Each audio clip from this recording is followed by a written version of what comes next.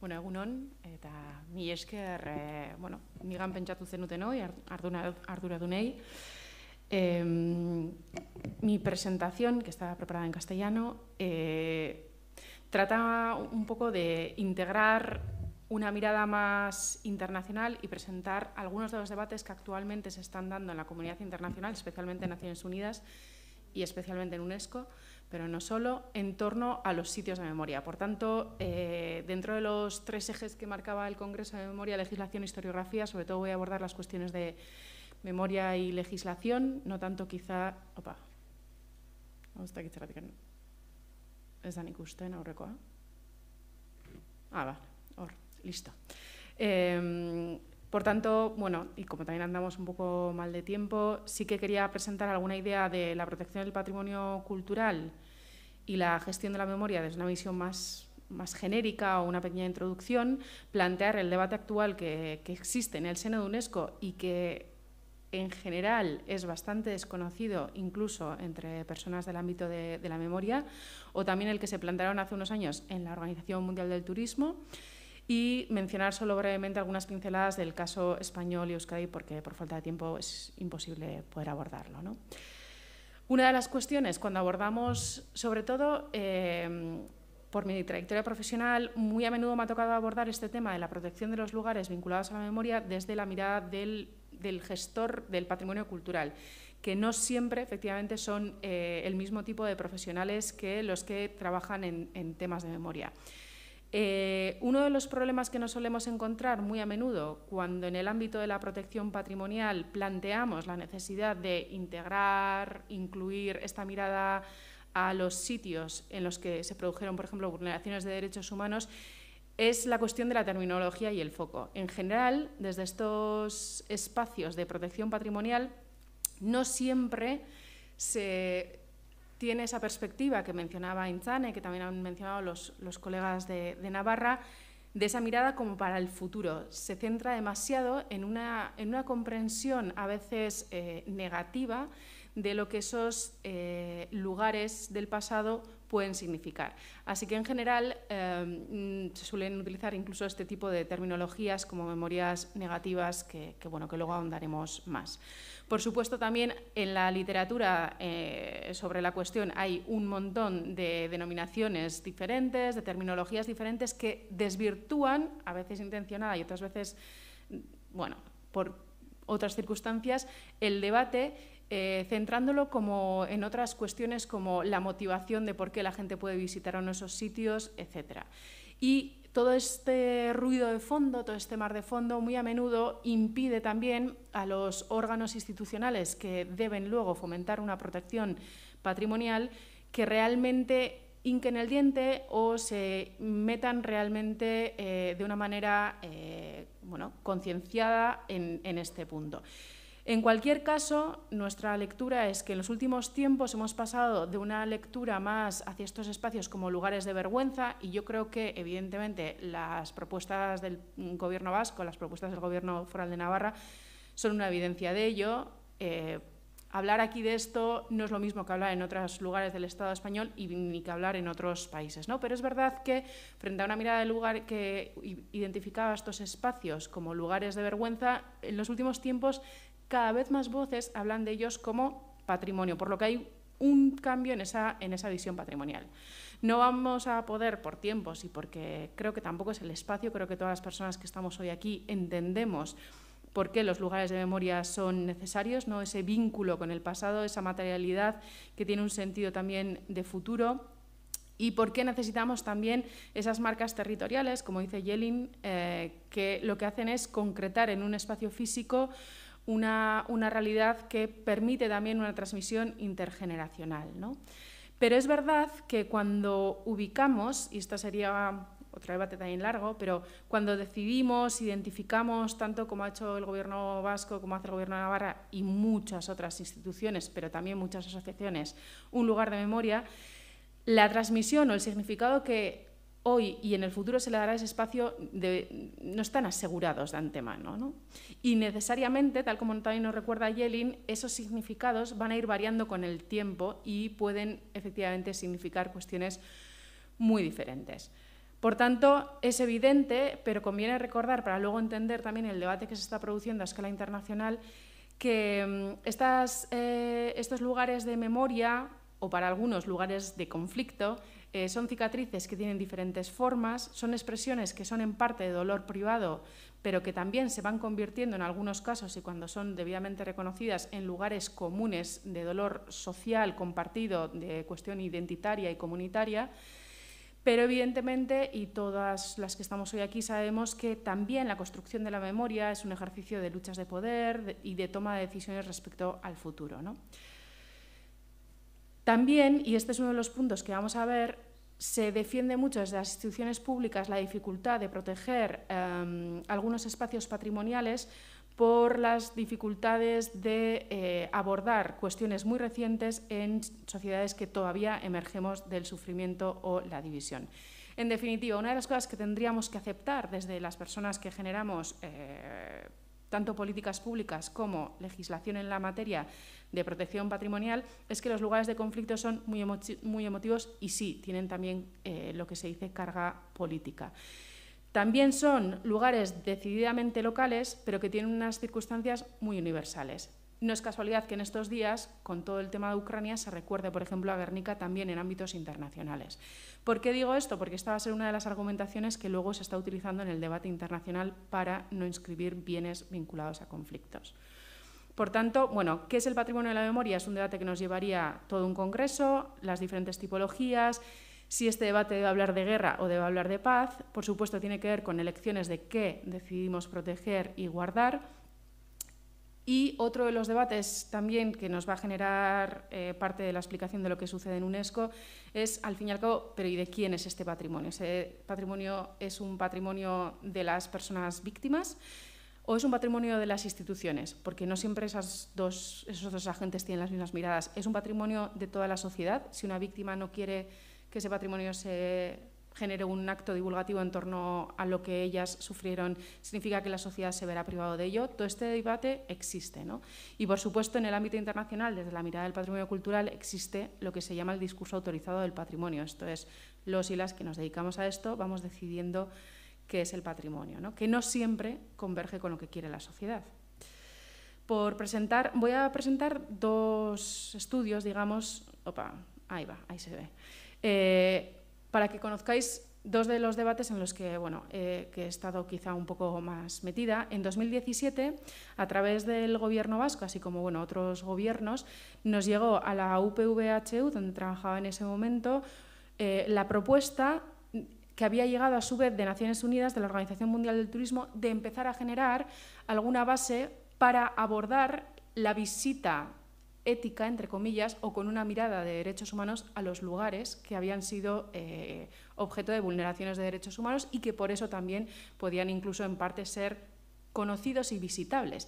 Esto es, la Organización Mundial del Turismo en 2017 era consciente de que existen visitas a lugares donde ha habido vulneraciones de derechos humanos y que no siempre se están haciendo desde una mirada adecuada de promoción de los derechos humanos. Se realizó un estudio que el Gobierno vasco también se publicó en inglés en su momento y el Gobierno vasco en 2020 ha publicado una edición en castellano y en euskera que está en su web y que disponible y que aborda las conclusiones más significativas de ese estudio de 2017. La idea, por tanto, era para los que nos dedicamos a la historia o a veces a la promoción de temas de derechos humanos, el turismo a veces nos suena como lejano, pero la realidad es que es una industria real, todas y todos somos turistas y efectivamente es una de las actividades socioeconómicas que también a menudo tiene un papel indiscutible, entre comillas, desde la cosmovisión. Ahí vuestra experiencia educativa no siempre llega a ser educativa, pero desde luego genera una cosmovisión en toda aquella persona que viaja, cruzando o no sus fronteras, ¿no? La cuestión, por tanto, también una de las cuestiones que nos planteábamos y que lo hemos analizado en algunos espacios en concreto, que hoy no nos va a dar tiempo a presentar, es cómo hacemos para abordar esa realidad de la pugna en los lugares en que se convierten Auschwitz en algo tan masificado, cómo hacemos para que la comunidad siga sintiéndolo como propio frente a los turistas depredadores, ¿no? ¿Quién es turista? ¿Quién es visitante? Y también se planteaba la cuestión de que hay una gran variedad de lugares, que la tipología no está unificada, que los turistas acceden cada vez más a diferentes lugares, lo cual en parte tiene una buena lectura desde la divulgación, pero la pregunta es, ¿todo vale? ¿No? Y ahí vemos efectivamente las imágenes que fueron muy famosas, ¿no? De cómo efectivamente los turistas al final terminan haciendo tomándose fotos, en algunos casos para muchas víctimas no respetuosas, en espacios de gran dolor y significado. Bueno, simplemente por contaros, el proceso de investigación en aquel 2017 se centraba en identificar casos clave y emblemáticos a nivel internacional donde hubiera esas características de vulneraciones de derechos humanos, conflicto, etcétera, y donde se diera turismo, ¿no? O se pudiera dar turismo. Se querían analizar actuaciones trasladables, porque al fin y al cabo era una propuesta de política para una organización internacional de Naciones Unidas, como decíamos, y en una primera criba hubo 33 lugares que finalmente se tradujeron en estos 10 que veis ahí.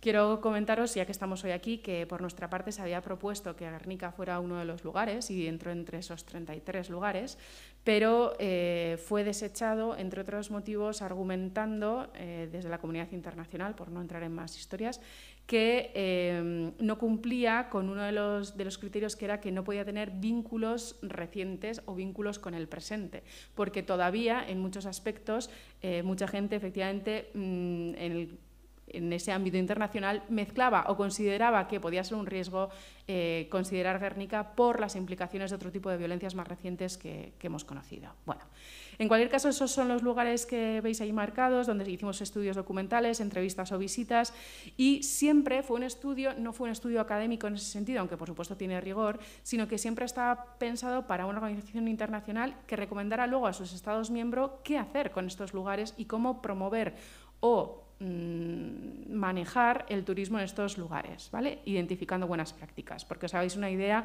los lugares finalmente elegidos fueron pues, Hiroshima en Japón, el Museo del Genocidio Tuol Sleng en Camboya, el puente de Mostar, que tiene mucho por trabajar, y Auschwitz, que no sé por qué las fotos no salen bien aquí, que también es otro de los sitios con mucho por trabajar, el Parque de la Paz y Torre Redonda, la isla de Irlanda en Flandes, Bélgica, o la isla de Robben Island, donde estuvo en Sudáfrica encarcelado Mandela. Tenemos, por supuesto, el Centro del Genocidio de Kigali en Ruanda, o el espacio en Argentina de la ex-ESMA, uno de los mayores centros de detención y tortura de ese país.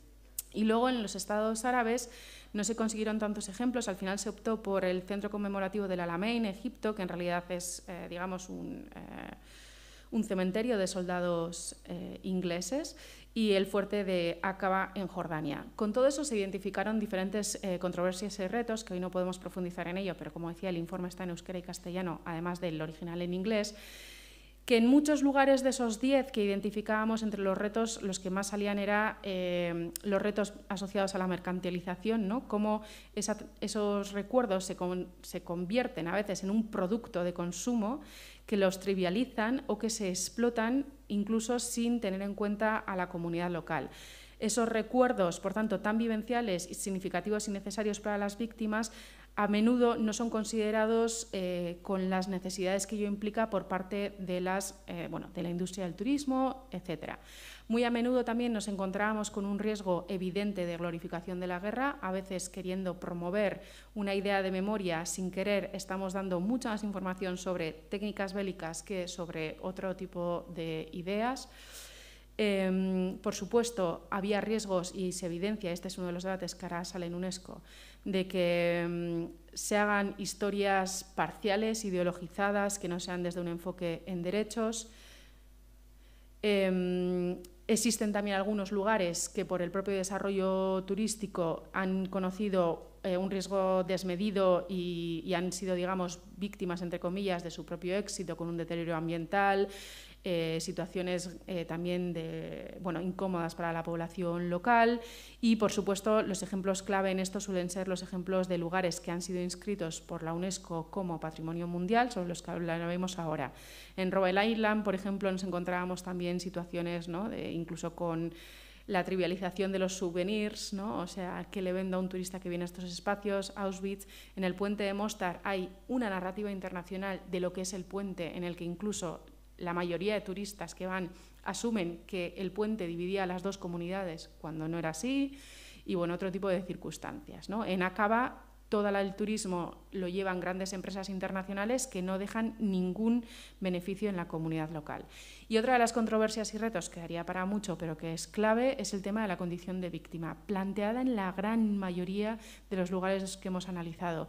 En Auschwitz han tenido incluso que a lo largo de estos años hacer cambios en sus propuestas, en su mensaje. Al principio era un centro para las víctimas de polacas, luego esto fue variando. En Hiroshima tenemos todo el tema de que las víctimas se han sentido absolutamente olvidadas. En Ruanda se acusa al centro de que solo aborda la cuestión de las víctimas tutsi.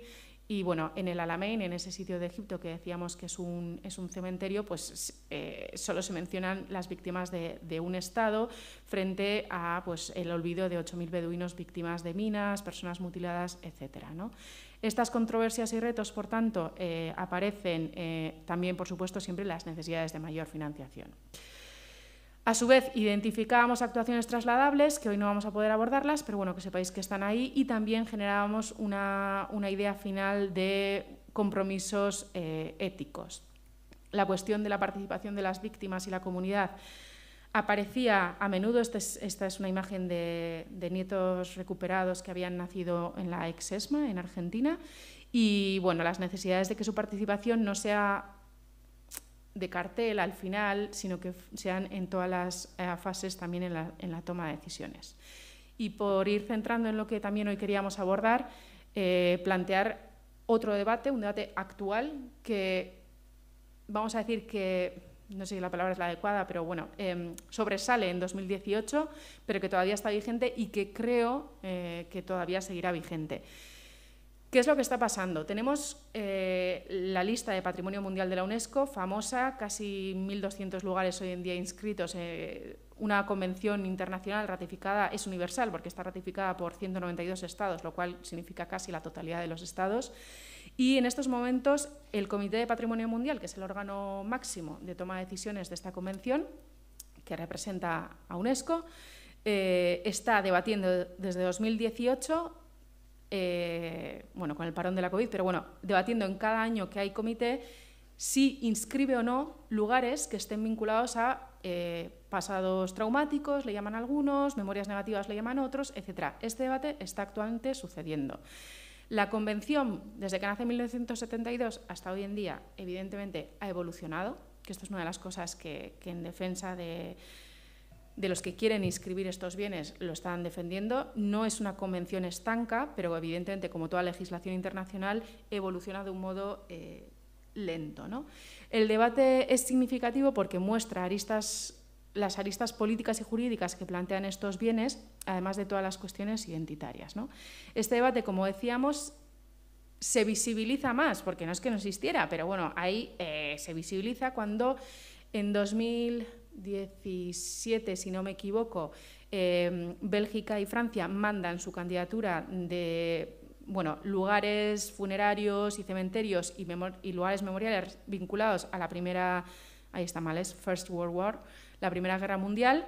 Y en 2018 ese expediente, después de la evaluación pertinente de ICOMOS, etcétera, llega al Comité de Patrimonio Mundial.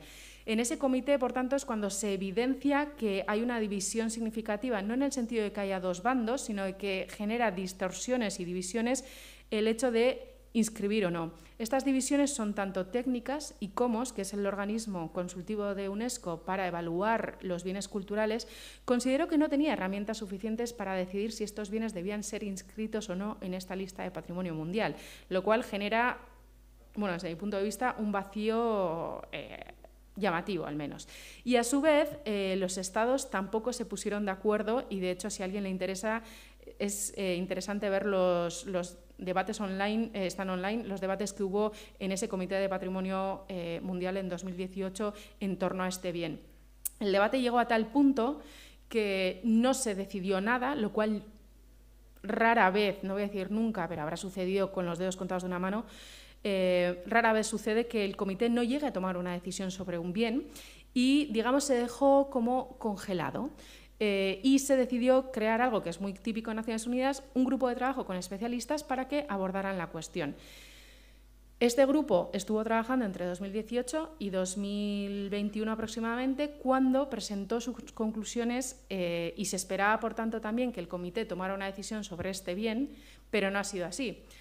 ¿Por qué nos importa lo que pase en UNESCO, ¿no? Un segundo, ahí va. Bueno, ahí veis una foto de ese comité que fue en 2018 en Manama, en Bahrein. ¿Por qué importa? Porque UNESCO, si bien desde mi punto de vista no es una autoridad en materia de discurso patrimonial, sí es una autoridad en materia de legislación patrimonial. Lo que pasa en la Convención de Patrimonio Mundial luego va cayendo como gotas de lluvia en todas las legislaciones nacionales y luego también en otras. Ese proceso, por tanto, de decisión, elección y selección de patrimonialización y de protección legal que genera UNESCO es, por tanto, determinante, porque esa convención suele marcar las derivas de otras legislaciones patrimoniales. Una de las claves también para entender, pero ¿por qué UNESCO está atascada en esto? Porque la mayoría de gente que no conoce tanto la interna de UNESCO y de esta convención, etcétera, dice, pero ¿cómo no van a, sobre todo la gente que viene del mundo de la memoria y de los derechos humanos, dice, pero ¿cómo UNESCO no va a incluir sitios vinculados a pasados traumáticos? Quiero recordar que algunas de las claves que están generando este debate es, primero, tengamos en cuenta, el comité está formado, es un órgano formado por representantes de países, es un órgano en ese sentido político y, por tanto, evidentemente hay países que tienen miedo de que si hoy apruebo tal bien de este país, a ver si no me van a venir los de mi país a recordarme memorias que yo no tengo resueltas. Por ejemplo, esta es una realidad. Luego también otra de las ideas que, como os planteaba en su evaluación de este bien de Bélgica y Francia, es que la Convención de Patrimonio Mundial, con una mirada muy de los 70, consideraba que había bienes que debían ser inscritos en esta lista de Patrimonio Mundial porque tenían tal valor que era un valor universal excepcional. Por tanto, aquellos bienes que no pueden demostrar ese valor universal excepcional deberían dejarse de lado. Y este es uno de los problemas que surge con los bienes vinculados a la memoria o bienes vinculados a conflicto, como se llama en UNESCO en general. Este debate, como decíamos, no es nuevo. Ahí vemos, aunque no se puede leer, me doy cuenta que es muy pequeño, cuando fue inscrito Auschwitz en 1979, ya se asumió que era un riesgo inscribir estos sitios. Y es evidente porque se incluyó una frase ahí que dice que se inscribía como lugar único y emblemático en su especie. Cuando Hiroshima fue inscrita en 1996, que son como, digamos, las excepciones, entre comillas, de lo que ha sido inscrito, también hubo grandes debates. China criticó, ¿no?, que era una memoria parcial, que no tenía en cuenta las violaciones de derechos humanos que a su vez ejercía Japón. Y todo esto siempre ha generado un debate. Siempre el Comité del Patrimonio Mundial de UNESCO ha sido reticente a inscribir estos bienes y, de hecho, una de las formas que tuvo es que estos bienes, claro, ¿por qué tienen ese valor patrimonial? Esta es una de las claves que a veces he tenido que explicar mucho. El valor patrimonial se lo da muy a menudo un hecho histórico, esto es, un valor, digamos, asociativo con un hecho histórico o un valor espiritual que le da a la comunidad a un espacio determinado. No siempre tiene que ver con materialidades o con otros valores que están cubiertos en los otros criterios. Y este criterio 6, que tenía que ver con esos valores asociativos o espirituales, el comité hace ya años decidió que no valía él en su especie únicamente para inscribir un bien. Por tanto, el comité siempre ha tenido reticencias, ¿no? Robben Island fue otro de las excepciones.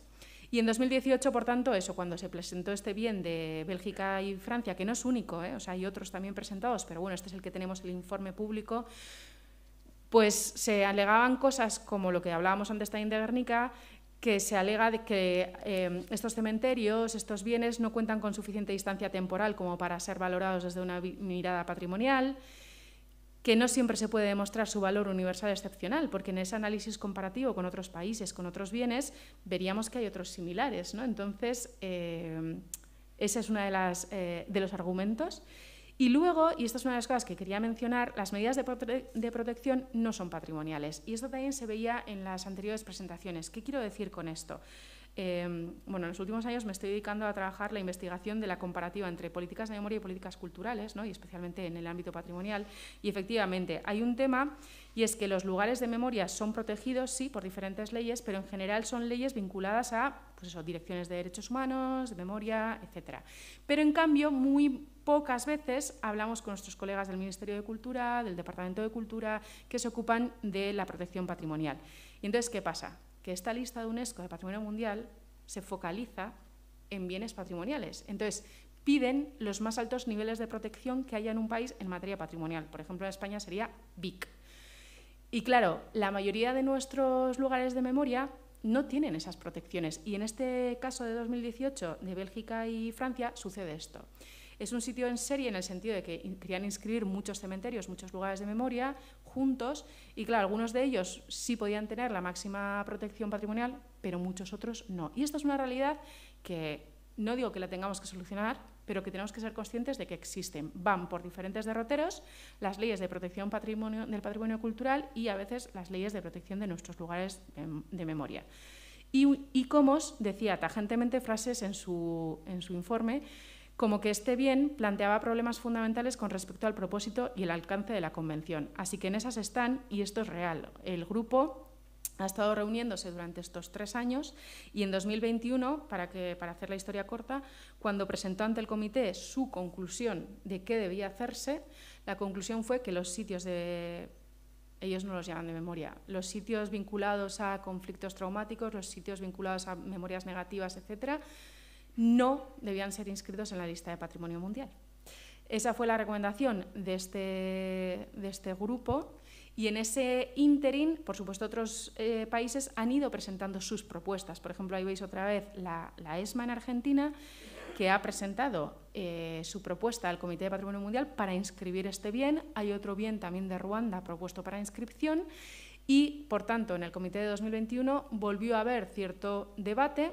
No es que no se aceptara lo que dijo ese grupo de expertos, pero se consideró que el tema debía seguir abordándose. Por tanto, la situación es que hay varios lugares, en estos momentos, al menos en mi memoria, el de Francia, Bélgica, el de Argentina, el de Ruanda y creo que alguno más, que están en una especie de freezer, en el congelador, mientras que el Comité de Patrimonio Mundial no ha tomado efectivamente una decisión de cuál es la situación. Como veis ahí también, respecto a lo de la terminología, a mí me parece significativo. Para las personas que nos dedicamos a la memoria es algo positivo, es algo que genera una mirada al pasado desde una mirada democrática para construir una sociedad futura mejor.